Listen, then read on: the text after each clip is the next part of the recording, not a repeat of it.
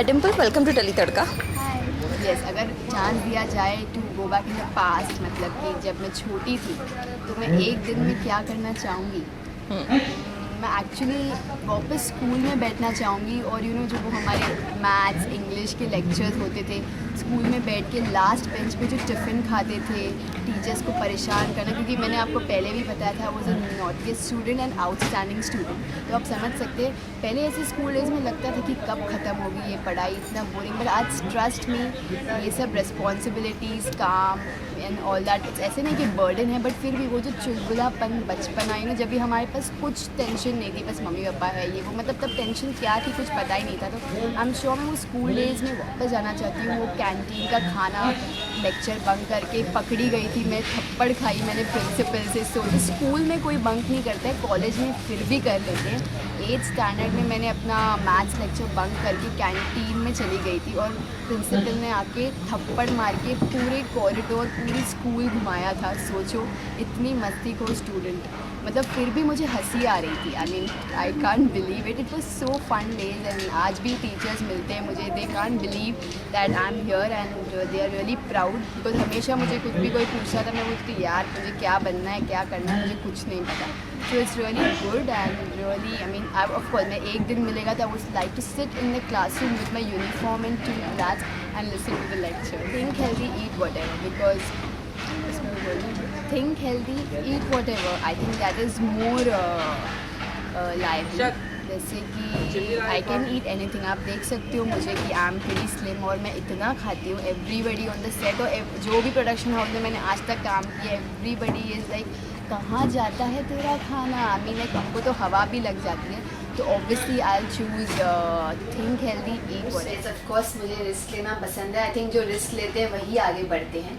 तो रिस्क तो हर चीज़ में लेना ही चाहिए। रिस्क ऐसा है कि ऑफकोर्स मैं बीएमएम पढ़ रही थी, मास मीडिया। उसके बाद मैंने बहुत सोचा था मास्टर्स करना है, ये करना है, बट मैंने पेरेंट्स से रिक्वेस्ट करके एक रिस्क लिया कि मैं ये इंडस्ट्री में आऊँ। और जैसे कि ये इंडस्ट्री ऐसी है कि यहाँ पे हज़ारों लोग ऑडिशंस देते हैं। It's a luck, it's completely a luck कि आप कुछ कर पाओगे या नहीं। मेरे पेरेंट्स ने बोला था तुम जा रही हो, but neither you have learn acting, neither you have nothing. मतलब मैं अपना जॉब करती थी in ONM as an ad agency as client servicing.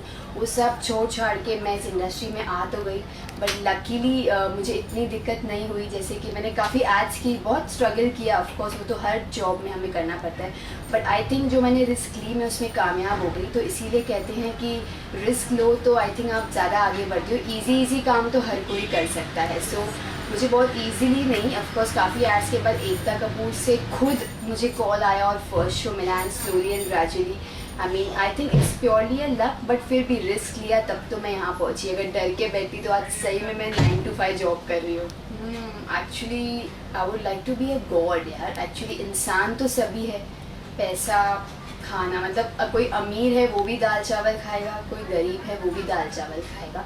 तो इसीलिए मैं एक दिन, मतलब मेरे को ऐसे पास चाहिए कि मैं भगवान हूँ तो मैं कुछ अच्छा ही करूँगी। ऐसे नहीं कि पावर्स लेके मैं कुछ भलती चीज़ें करूँगी।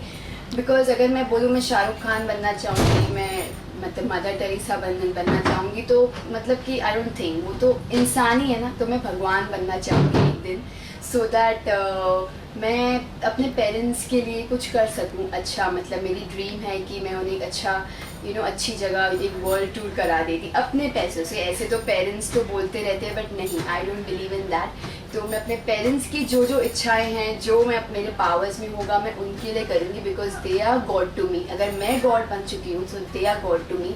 सो फर्स्ट देम, उन्हें उनकी जो भी इच्छा है, I mean everything, I would like to do something for them, because उन्होंने मुझे बनाया है, for only because of them I am here. So इंसान तो हम है ही, सो भगवान क्यों ना बन जाए। बिकॉज फियर यही हो सकता है कि यार शादी कब होगी मेरी। बिकॉज एक ये चीज़ होती है कि पेरेंट्स, अभी एक इकलौती बेटी हूँ, पेरेंट्स का एक वही रहता है कि अब बच्ची बड़ी हो गई है। और जैसे कि फैमिली फंक्शन में आप कहीं भी जाओ, एक बार you cross 23, everybody has the same question. ऐसे फियर नहीं है, बट एक मन में रहता है कि पेरेंट्स के होप्स कब पूरे होंगे, कब हमारा ड्रीम मैन मिलेगा। फ्रेंड्स तो बहुत होते हैं, बॉयफ्रेंड्स बहुत होते हैं, बट एक रियल पार्टनर मिलना बहुत मुश्किल है। सो इट्स लिटिल फियर, मतलब थोड़ा ऐसे टेंशन रहता है, but it's okay, I know somewhere someone is made for मी।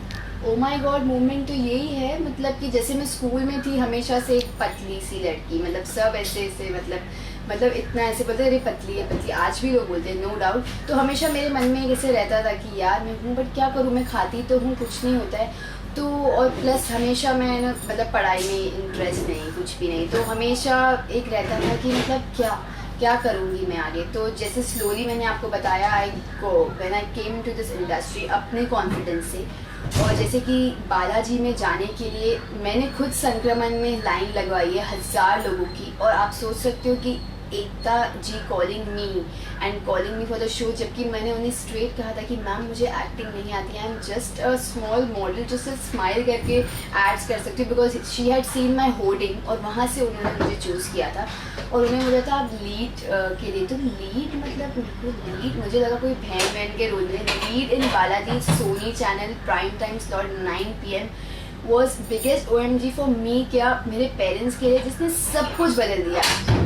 वो टाइम से मैं सबकी सिस्टर, सबकी बेस्ट फ्रेंड, सबकी क्लोज मेंबर, मतलब it really change. My parents वो सो प्राउड, मतलब एक होता है ना उनका भी एक जो वो लेवल, मतलब कि ऑफकोर्स जो वो होता है ना कि एकदम डिफरेंट हो गया, मतलब पहले से कि like you know so of course अगर मेरे पेरेंट्स प्राउड होते हैं तो automatically I am proud. It was really a OMG moment. आज भी मेरी मॉम ने एक आर्टिकल की फाइल की है, बिकॉज स्टिल वो time she was so proud. And बचपन से उनको बेबी गुड्डू बहुत पसंद थी, you know she always used to see कि वैसे है, और उनका ऐसे था कि मेरी बेटी भी बहुत खूबसूरत हो। और यू नो ऑफकोर्स ये ड्रीम तो कभी किसकी नहीं होती कि हम टेलीविजन में जाए, तो उसमें कुछ ना कुछ इन्फ्लुएंस लगता ही है, but luckily I got into it and it was a OMG moment when Bombay times पे पेज 3 पे पहली बार 2008 में मेरा फोटो आया था as an actor model Dimple Changyani. So I mean उससे बड़ी चीज़ कुछ नहीं हो सकती। गूगल ऑल्सो डजंट नो यार, ऐसी तो बहुत सारी चीज़ें हैं, ऐसी कोई बात नहीं है।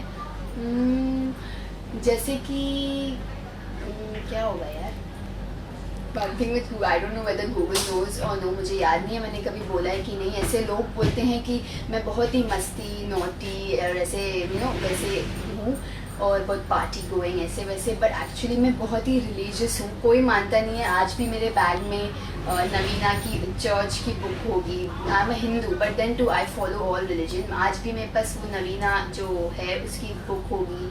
और बचपन से एटलीस्ट 8 years में मंदिर में जाती थी। I have learn harmonium, tabla, and अभी ऑफकोर्स प्रैक्टिस निकल गई है, एंड भजन, और प्लस जो ग्रंथ रहता है वो हम 5 दोस्तों ने मिल के पढ़ा था, ख़त्म किया था इन 3 months।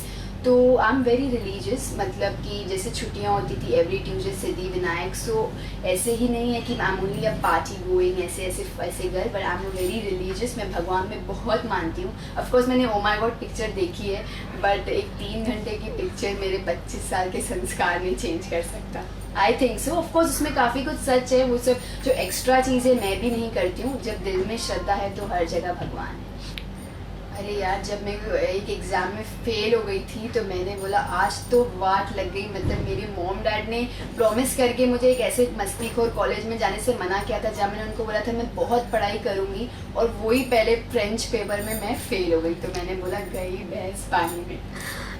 वही मैं जब एक्टिंग फील्ड में आई, मैं सबको देखती थी और मन में सोचती थी साला बंदर क्या जाने अदरक का स्वाद। मतलब मुझे कितना कुछ सीखना है आगे life. Pleasure talking to you, Dimple. Thank you, bye. Yeah. Keep watching अमृत मथन. I'm back all because of fans. सब आपकी वजह से, आपकी petitions की वजह से मैं वापस आई हूँ. So please keep watching. जो नहीं भी देख रहे थे, बहुत लोगों ने छोड़ दिया था शायद मेरी वजह से, प्लीज शुरू कर दीजिए आज से. Thank you.